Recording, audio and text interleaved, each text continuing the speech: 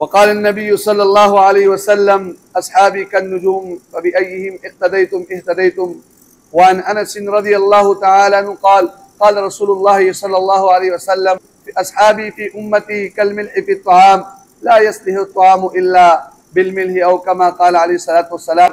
खुतबे के अंदर जो हदीस मुबारक हज़रत अनस रज़ियल्लाहु तआला की आपके सामने तिलावत किया। हज़रत अनस रज़ियल्लाहु तआला फरमाते कि नबी अलैहि सलाम ने फरमाया अस्हाबी फी उम्मती कल-मिल्हि फ़ी-त्तआम, मेरे सहाबा मेरे उम्मत में ऐसे जैसे काने के अंदर जो नमक है, ला यस्लिहु त्तआम इल्ला बिल-मिल्हि, काना नमक के बगैर जायकादार नहीं होता। मेरे उम्मत में सहाबा ना होंगे तो मेरे उम्मत जायकादार नहीं है। मेरे उम्मत में से सहाबा का मुकाम ऐसा है जैसे काने में नमक का मुकाम होता है। और एक और हदीस मुबारक आपके सामने तिलावत किया। आप अलैहिस्सलाम ने फरमाया अस्हाबी कन्नुजूम, मेरे सहाबा सितारों के मानंद है। अभी अय्यिम इख्तदैतुम, इनमें से जिसके भी तुमने इक्तिदा किया, तुम जो है ना इत्तिबा किया, तुम हिदायत पा जाओगे। एक और हदीस मुबारक में अबू सईद खुदरी रज़ियल्लाहु ताला से मरवी बुखारी मुस्लिम के अंदर ये हदीस है, ला तसुब्बु अस्हाबी, मेरे सहाबा को बुरा भला मत कहो। फ़इन्न अहदकुम लौ अनफ़क़ा ज़हबन मिस्ल उहदिन, तुम में से कोई एक उहद के पहाड़ जितना सोना भी सदका कर दे, मा बलग़ मुद्द अहदिन वला नसीबिहिम, तो सहाबा का एक मुद्द खर्च करना या निसफ मुद्द, ये एक पैमाना जैसे आजकल किलो या 2 किलो या 5 किलो होता है, उसके आधा भी खर्च करे तो सहाबा के इस खर्च करने तक नहीं पहुंच सकता है। हज़रत उमर रज़ियल्लाहु ताला ने फरमाया, तिर्मिज़ी मिशकात के अंदर ये हदीस मुबारक है, अकरिमु अस्हाबी फ़इन्न खयारकुम, मेरे सहाबा का इकराम करो। आप अलैहिस्सलाम ने फरमाया उनका इज्जत करो क्योंकि तुम में से बेहतरीन मेरे सहाबा है। सुम्मल्लज़ीना यलूनहुम, फिर उसके बाद और जो सहाबा को देखने वाले ताबीन, फिर तबा ताबीन, सुम्मा यज़हरुल किज़्ब, फिर जो है ना झूठ जाहिर होगा। एक और हदीस मुबारक में आप अलैहिस्सलाम ने फरमाया मन रआनी मुस्लिमन व मन ला तमस्सुन नार, जिसने मुझे मुसलमान होने की हालत में देखा उसको जहन्नम की आग नहीं छुएगी, और जिसने मुझे देखा उसको किसने देखा मुसलमान होने की हालत में तो उसको भी जहन्नम की आग नहीं छुएगी। उसको जहन्नम की आग छू भी नहीं सकती, यानी वो जहन्नम में दाखिल नहीं हो सकते। तो ये वो सहाबा है जिनके बारे में नबी अलैहिस्सलाम ने बेशुमार मौके पर उनके फजाइल बयान किए। एक रिवायत के अंदर आता है, अब अब्दुल्लाह इब्न मुगफ्फल रज़ियल्लाहु ताला से मरवी है, आप अलैहिस्सलाम से नकल करते हो, फरमाते अल्लाह अल्लाह फी अस्हाबी, अल्लाह अल्लाह फी अस्हाबी, खबरदार खबरदार मेरे सहाबा के बारे में अल्लाह से डरो। अल्लाह अल्लाह फी अस्हाबी ला तत्तखिज़ुहुम मिन बादी गरज़ा, मेरे बाद उनको निशाना मत बनाओ, उनके ऊपर कीचड़ मत उतारो। फमन अहब्बहुम फबिहुब्बी अहब्बहुम, जिन्होंने सहाबा से मोहब्बत की उसने मुझसे मोहब्बत किया। वमन अबग़दहुम फबिबुग़्ज़ी अबग़दहुम, जिन्होंने सहाबा से बुग़्ज़ किया तो गोया उसने मुझसे बुग़्ज़ किया। वमन आज़ाहुम फ़क़द आज़ानी, जिन्होंने सहाबा को तकलीफ दिया उसने मुझको तकलीफ दिया। वमन आज़ानी फ़क़द आज़ल्लाह, जिसने मुझको तकलीफ दिया उसने अल्लाह को तकलीफ दिया। वमन आज़ल्लाह फ़यूशिकु अयख़ुज़हु, जिसने अल्लाह को तकलीफ दिया यानी बुरा भला कहा तो अनक़रीब अल्लाह उसको सजा देगा। तो मेरे अजीज दोस्तों, ये सहाबा किराम है जिसके बारे में कभी कुरान में अल्लाह ने फरमाया रज़ियल्लाहु अन्हुम व रज़वान ज़ालिका लिमन ख़शिय रब्बह, कभी अल्लाह ने फरमाया रज़ियल्लाहु अन्हुम व रज़वान ज़ालिकल फ़ौज़ुल अज़ीम, कभी कुरान ने फरमाया लक़द रज़ियल्लाहु अनिल मुअमिनीना इज़ युबायिऊनका तहत अश-शजरा, कि अल्लाह पाक इनसे राजी है और ये कामयाब है और अल्लाह पाक इनसे हमेशा हमेशा के लिए राजी है। और कभी नबी अलैहिस्सलाम ने अपने अहादीस मुबारक में सहाबा के बारे में फरमाया कि सहाबा का इतना बड़ा मुकाम है। एक हदीस मुबारक में फरमाया मा मिन अहदिन यमूतु, कि सहाबा में से कोई एक सहाबी भी अर्दिन, किसी मुकाम पर किसी जमीन पर फौत होते हैं तो क़यामत के दिन वो उनके लिए कायद की हैसियत में कायद होकर उठेगा, लोगों का वो आगे होगा या उसके लिए नूर होगा जिस मुकाम पर सहाबी दुनिया से रुखसत होते हैं। अब सहाबा किराम के बारे में आज लोग लब कुशाई करते हैं और मुशाजरात सहाबा को पेश करते हैं कि सहाबा के अंदर इख्तिलाफ रहा है। इसके बारे में हज़रत उमर रज़ियल्लाहु ताला से एक हदीस मुबारक मरवी है, वो फरमाते कि मैंने नबी अलैहिस्सलाम से सुना, नबी अलैहिस्सलाम ने फरमाया कि मैंने अल्लाह रब्बुल इज़्ज़त से पूछा मेरे बाद मेरे सहाबा के इख्तिलाफ का क्या होगा, मेरे बाद मेरे सहाबा के इख्तिलाफ और उसका क्या है। तो अल्लाह पाक ने फरमाया ए पैगंबर, तेरे सहाबा मेरे नजदीक सितारों की मानन है, जो भी इनमें से जिसका भी इख्तिदा करेगा वो हिदायत को पा जाएगा। लिहाजा किसी एक सहाबी का भी इत्तिबा करना ये हिदायत के लिए काफी है। ये सहाबा हमारे दीन के गवाह है, ये हमारे दीन के गवाह है। इनके वास्ते से ये दीन हम तक पहुंचा है, ये कुरान हम तक पहुंचा है, ये कलमा हम तक पहुंचा है। अगर ये सहाबा ना होते तो हमारे तक ये दीन न पहुंचता, हमारे तक ये कुरान न पहुंचता, हमारे तक ये शरीयत न पहुंचता।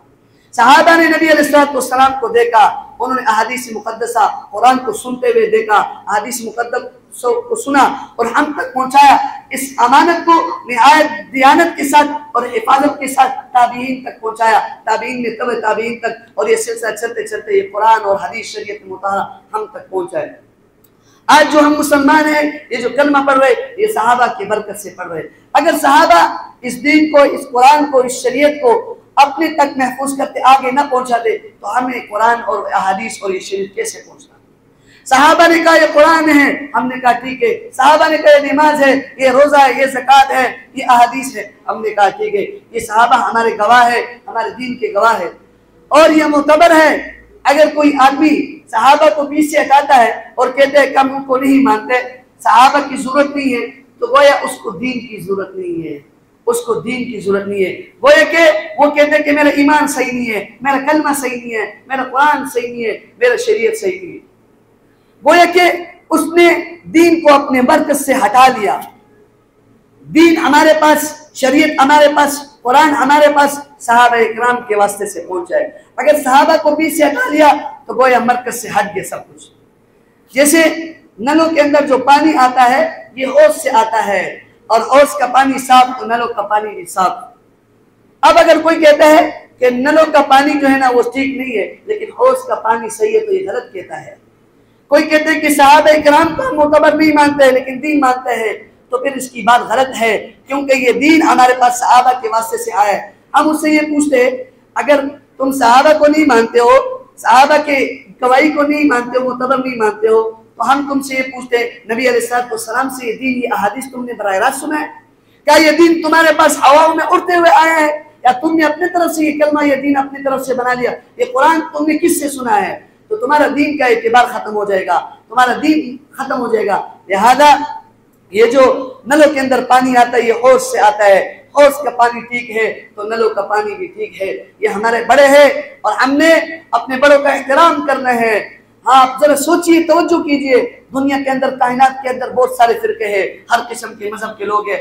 हर फिरके का, हर अकीदे का, हर मजहब का कोई ना कोई बड़ा होता है और वो उनके कुछ उसूल और ज़वाबित, कवायद होते हैं और उस पर वो मुश्तमिल होते हैं, वो उसके ऊपर चलते हैं। कोई डिसिप्लिन होता है उसके ऊपर चलते हैं और अपने बड़ों को मानते हैं। इस्लाम से पहले कुफार के अंदर भी, ज़माने जाहिलियत के अंदर भी लोग बड़े अपने बड़ों को मानते थे और अपने बड़ों के वज़ा करदा कानून को मानते थे।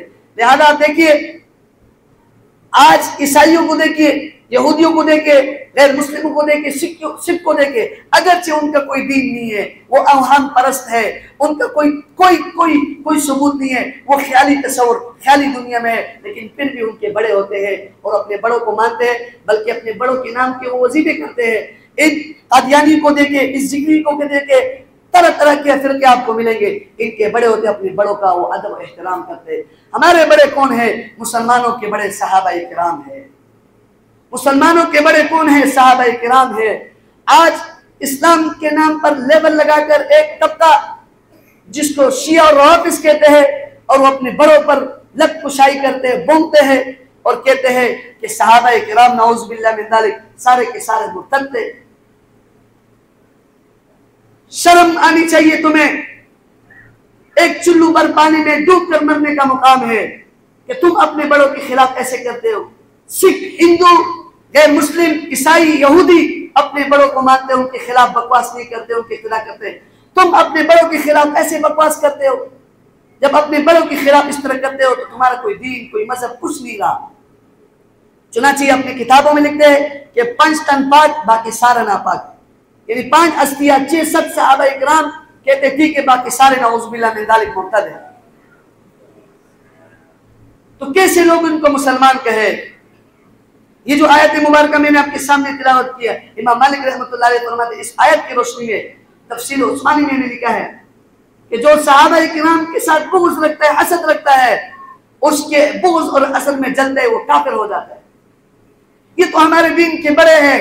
अगर इनको हम नहीं मानेंगे तो किसको मानोगे? मुझे बताओ।